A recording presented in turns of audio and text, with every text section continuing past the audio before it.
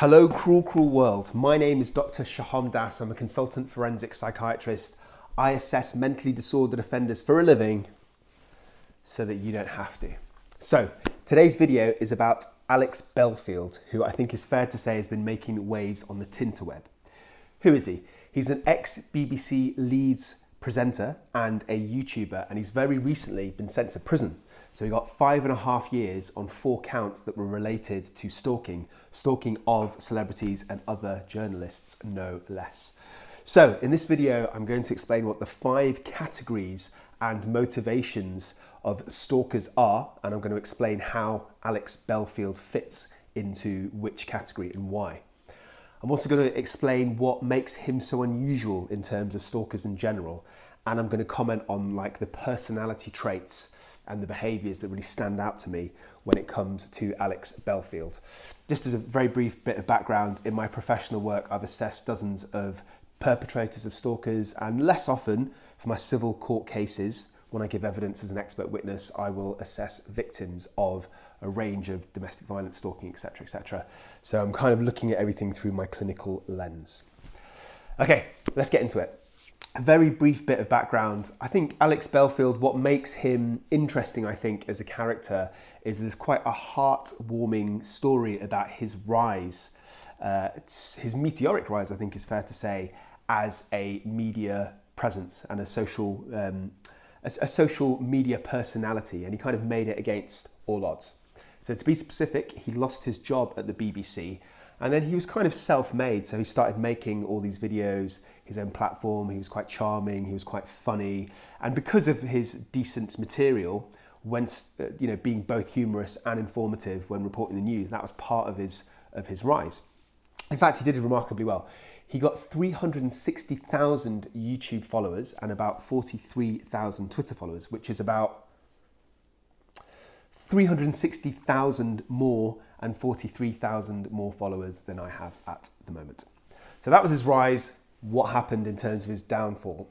Well, he basically crossed the line. He harassed various different people who, as I said before, they were celebrities, broadcasters, journalists, and there was this online kind of hate campaign. Plus he got some of his own supporters to kind of join in as well. So who were his victims? And there's quite a few. Ones that are notable would be Jeremy Vine. So he's an esteemed journalist himself. People seem to forget that Jeremy Vine is actually the brother of the one-line comedian Tim Vine, who once said, "I did a gig in a fertility clinic. I ended up getting a standing ovulation." That's pretty funny. And Jeremy Vine actually called Alex Belfield the Jimmy Savile of trolling. That's what he called him. So he's got his own one-liners as well. Another victim would be Ian Lee, who's also a well-known broadcaster in the UK. TV, radio personality is how I describe him. So what did Alex Belfield do? Well, he harassed these people with emails, through videos, through tweets. And as I said before, he encouraged his followers. And that's what I think makes him quite unique and quite dangerous, because he had this online following. So it's almost like kind of the bully at school that's quite popular, and everybody kind of joins in and cackles in the background, because they don't want to be they don't want to be a victim, so they'd rather curry favour with the bully. That's what it kind of feels like with Alex Belfield. He got his supporters to kind of harass these people, and it was constant and it was persistent. So it wasn't just 1 or 2 messages, it was a campaign of hate that lasted months, even years. And on top of all of that, there's suspicions, I'm not saying this is definitely 100% accurate, but there's suspicions that Alex Belfield asked his supporters for money for various things, but actually used them himself, like on holidays and his lavish lifestyle. So those are all the things that Alex did that was wrong. That was part of his downfall. Let's face it, he's not the worst Belfield, is he? He's no Levi, but still not a good look. Okay, so I said before, I was going to tell you about the categories of stalking. There's 5 different categories. Now, this usually applies to romantic stalking simply because that's the most common form of stalking, but as you'll see, it can also apply to this kind of just more of a hatred, kind of dissing the actual personality themselves. So what are the categories? There's the rejected stalker. This is usually somebody who's been already in a romantic relationship with the victim, and their initial motivation is to rekindle that relationship. So that's what they're doing. They're hoping that through these romantic gestures they can get back together. Often it doesn't work. And then sometimes they continue the stalking behavior just so that they can feel close to the victim in some way or another. Then there's the resentful stalker. So the resentful stalker often feels that they're a victim somehow, either in a romantic relationship or not.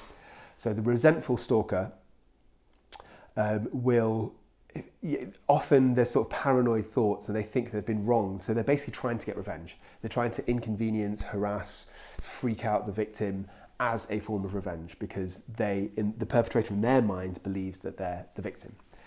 Then there's the intimacy seeking one. So not always, but this is often mixed up with mental illness.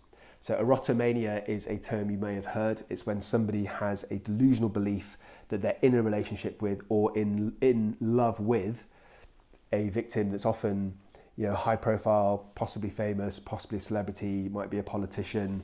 And it's, as I said, it's related to delusional beliefs. So I'll give you a very quick example. A well-known case is a lady called Margaret Roy, who harassed David Letterman over many years. And in fact, she was arrested in 1988, driving his stolen car, a Porsche no less, with her 3-year-old kid.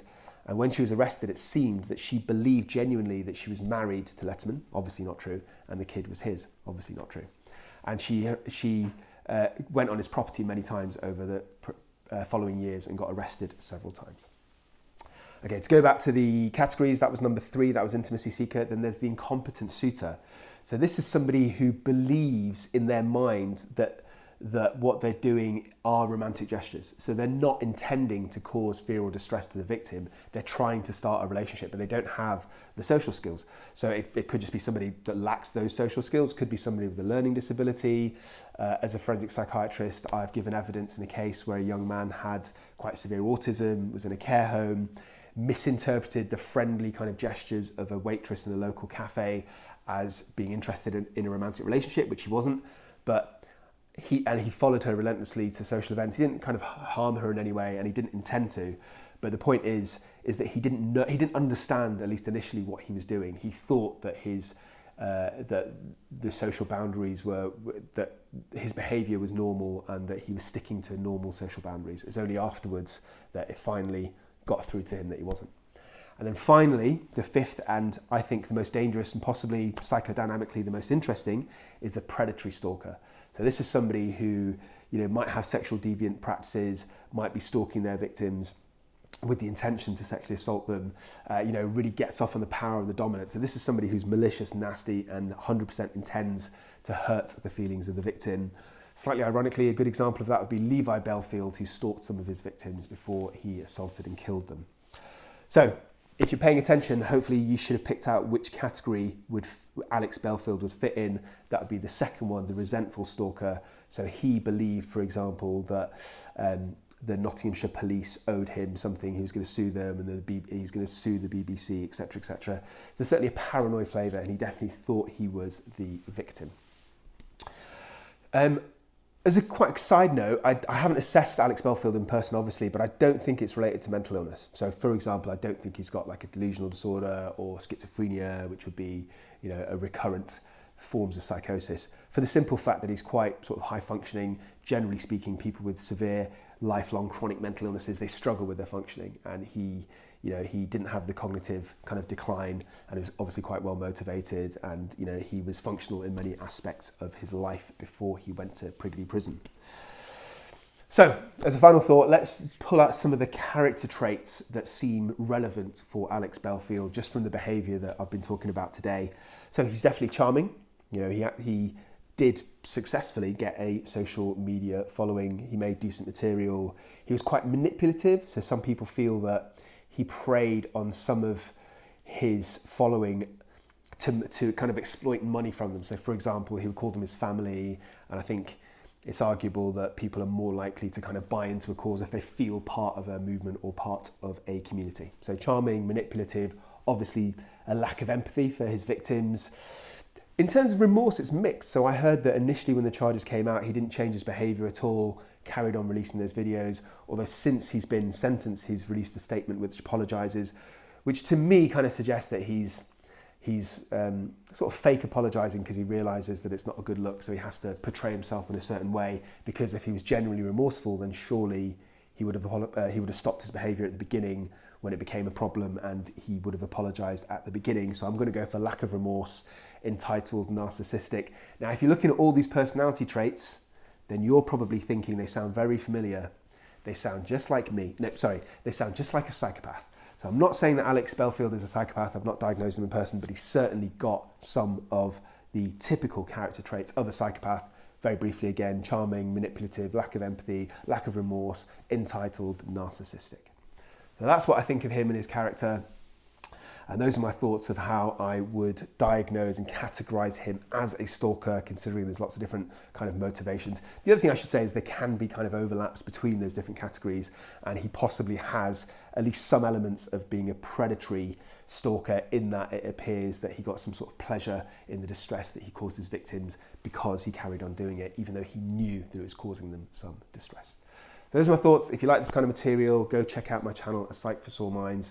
I cover sometimes trending, celebrity-ish kind of cases, sometimes individual high-profile true crime cases. Sometimes I talk about psychiatric diagnosis.